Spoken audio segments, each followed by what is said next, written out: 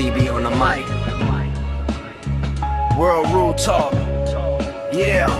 CB break it down, yeah, the host with the vision. From the classics to the new, every film get precision. Obscure reels hitting gems, yeah, we dig in the vault. Every frame get examined, every angle we talk. From the old school grain to the high def shine. Indie flicks to the hits, yeah, we cover all time. If it's cinema gold, then you know we gon' say, hit subscribe, tap in, let the critics all play. Yeah, film talk strong, never fading away. World Rule Talk forever and a day longer. Alright, ladies and gentlemen, this is your boy C. to the B. coming at y'all once again with another movie review. And today we're going to be talking about Mortal Kombat 2. But this is part 2 for my review of that movie. This is the spoilers. And if you haven't seen the movie, I suggest you don't watch this. If you're interested in, what's going on, especially if you haven't seen the trailers and nothing like that, do not watch this review at all. But I'm gonna say this, I'm gonna be a little more critical in this one. The first one, I was kind of struggling to get through it, without mentioning certain things and all of that. But in this one, I'm just gonna tell you flat out on certain parts I liked and parts I didn't like. You know what I'm saying? I'm mainly going to be talking about the fights in this one. So, again, if you haven't seen the movie and you don't want the movie spoiled, I suggest you leave right now. I'll give you a minute. Alright, you gone? Okay. So, let's talk about this thing. Alright. So, the movie, it opens up, and I kind of missed the first part of it because I got there kind of late, you know what I'm saying? We was in traffic and everything like that, so I missed the first maybe 5 or 6 minutes. I'm not really sure, but I did miss the part where King Jarrett got killed, where he was killed by Shao Kahn, and he gave Katana the necklace or whatever. I missed all of that. I came in on the parts where Johnny Cage was filming a movie, and then next thing you know, it showed him at this, he was at the Comic-Con, and nobody came over to his booth. It was a sad looking sight, man. I can't even front, because they depicted Johnny Cage in this movie as a washed up actor. And so, right when he was packing up to go home, Raiden and Sonya approached him about the tournament. And at first, he wasn't trying to hear any of that. He thought they were cosplayers and fans. But it turns out, he actually believed them when Raiden displayed his powers to open up a portal. And so he decided to just go ahead and go through the portal with him. And so at this point, Sonya's talking to him, telling him everything that happened not long before that. And then when she mentioned the fact that Kung Lao was killed, he then, decided that he didn't want no parts of this tournament because he thought it was just going to be like a point thing. You know what I'm saying? And so, after a lot of, they was begging him to stay and all of that, trying to convince him to stay. But, there was, he just wanted to go back. So Raiden sent him back. And Ed Boon makes an appearance in this movie, a cameo as a bartender when he's in the bar. But I just want to skip over to the fights because that's what this movie was all about. You know what I mean? That's what I was looking forward to, was the fights in this movie, the fatalities and everything like that. So the first fight I want to talk about, and they're going to be kind of out of order, but the first fight I do want to talk about was between Katana and Johnny Cage. Because he winds up coming back.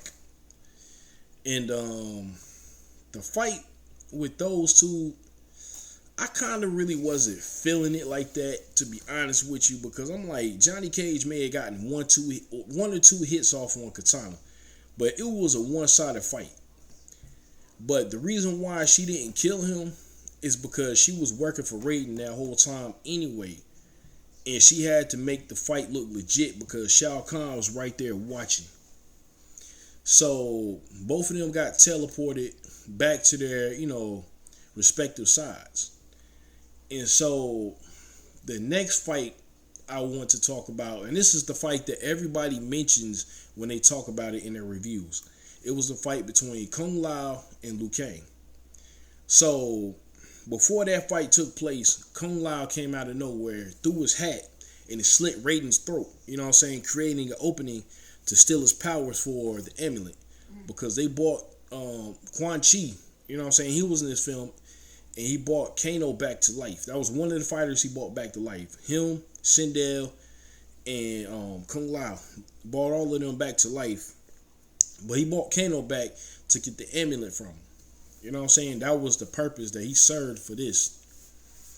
And so they created the opening for Raiden, when he got his throat slit, to remove his power. And then when they got the power in the amulet, you know what I'm saying, Quan Chi, basically gave the amulet to Shao Kahn, and Shao Kahn absorbed the power of the amulet into his own body. So now he is literally immortal.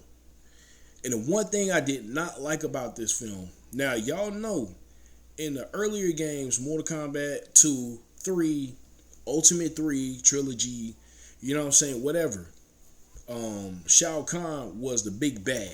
You know what I'm saying? He was the end all be all. And I mean, he pissed me off in the games, especially in MK3. But in this movie, they made it look like he was a contender, and Shang Tsung was more of the big bad. You know what I'm saying? Even though he didn't really do anything like that, but he was just going around, killing people. So the next fight, though, I do want to talk about, like I was saying, between Kung Lao and Liu Kang. A lot of people thought that was the best fight in the movie. It was a pretty good fight. Don't get me wrong. You know what I'm saying? That whole fight, Liu Kang was trying to, get to Kung Lao to try to get him to, come back. But there was no coming back for him because he was basically a revenant. So most of the match, Kung Lao was utilizing his hat, throwing it at Liu Kang, trying to hit him with it. But to no avail. And Liu Kang, he was forced to put him down, basically. You know what I'm saying? And so right before Kung Lao died, he told him that he was going to find a way to save him. And so Liu Kang was teleported back to, his side. And then the next fight I want to talk about was between your boy Cole Young versus Shao Kahn. And I think I know why they did this. It's just the thought. I feel like they put him up against Shao Kahn is because they wanted a reason why he died. You know what I'm saying? Because there was no way that Cole was going to kill off Kahn anyway. Now, I will say this. If Kahn, because I feel like they made Shao Kahn into a joke in this movie. A little bit. If he didn't have that amulet absorb, the powers of the amulet absorb, in his body, yeah, he would have been done for by Cole, because Cole was just poking him up, you know what I'm saying, in that fight. Cole was getting the best of him in the beginning. But then the fight, it turned around really quickly. And a lot of these fights were rushed. I'm going to say that too. But the way they took out Cole was wrong. You know what I'm saying? Like, I know a lot of us didn't care for Cole in the first movie. But remember, in the first film, you know what I'm saying, he was fighting for his daughter and his wife. He even took out Goro, for Christ's sake. You know what I'm saying? And so he went through all of that in the first film, right? Helping Scorpion take down Sub-Zero. And I'm talking about all of that. And so he was a promising champion in this movie. But the way Khan did him, it was so messed up. Smashed his head in with the Warhammer. You know what I'm saying? And that was it. And then to add insult to injury, he pushed him into the acid, because they was fighting in the acid pit stage from Mortal Kombat 2. And I ain't even gonna lie, I feel like that stage, it looked pretty good. It looked really good. You know what I'm saying? But I thought he was gonna knock Cole into the pit. But nah, smashed his head in, pushed his body into the acid. And so that was one or two fights that they lost.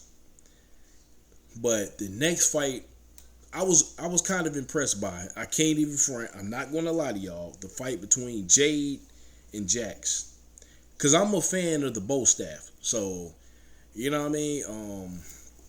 I think the chick that played Jade or whatever, you know what I'm saying. She's in a lot of other stuff too, but a lot of people were bothered by the fact that she was bald. I was scratching my head trying to figure it out when I seen the first trailers or whatever. But actually watching the movie, I forgot all about it. It didn't bother me at all. But you know, Jax, he won that fight. That fight, it didn't last too long either. You know what I'm saying? The fight was rushed, and I get it. The movie, you know, you have to cram in all of these characters and their fights in 2 hours. I understand that. But I'm just saying, these fights were just rushed, man.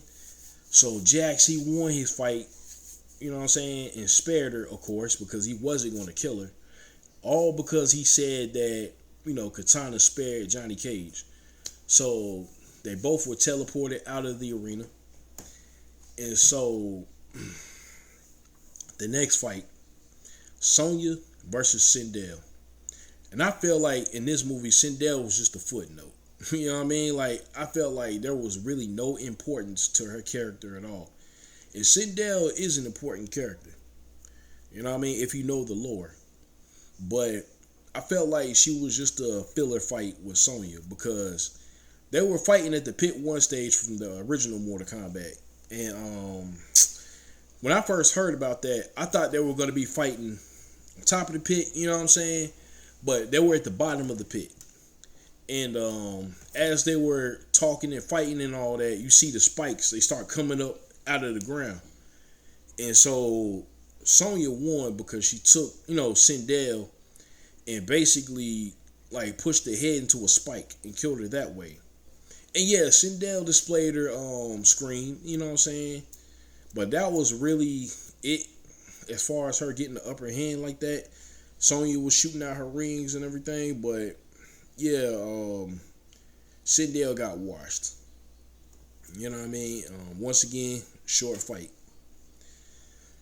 So I want to move on to, you know, Johnny Cage versus Baraka, because when they confronted Baraka, you know, trying to get his help, you know what I'm saying, to get in, you know, get inside of, you know, Khan's temple or whatever, you know what I'm saying, or the underground. The fight between Baraka and Johnny Cage, I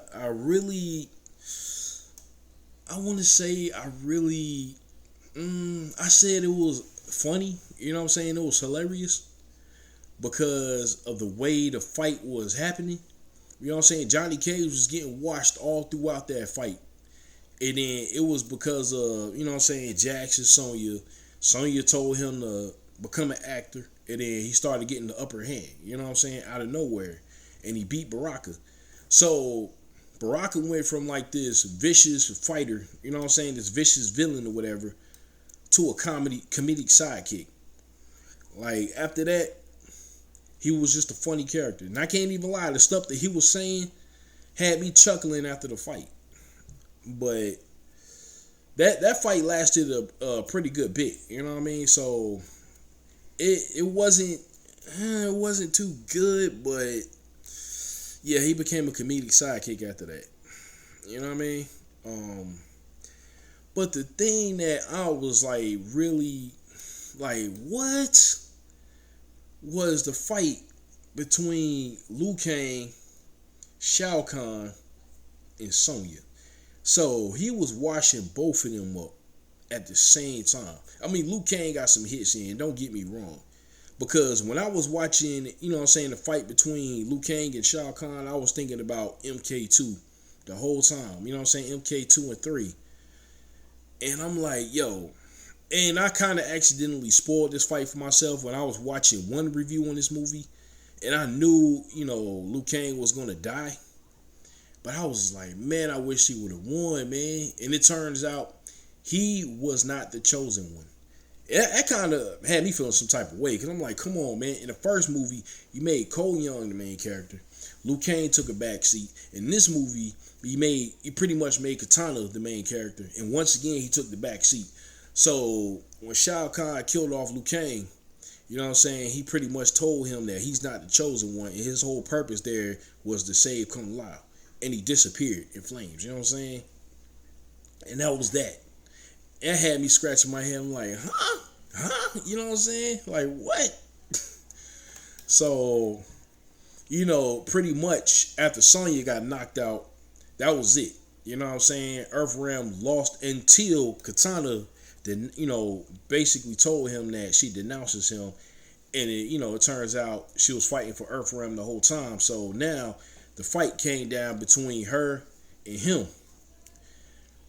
while Johnny Cage and Kano were in the Netherrealm, because Raiden used the last of his powers to send them to the Netherrealm to get the amulet from Noob Sabat, and they needed Scorpion's help to do that. So they came across Hanzo Hasashi.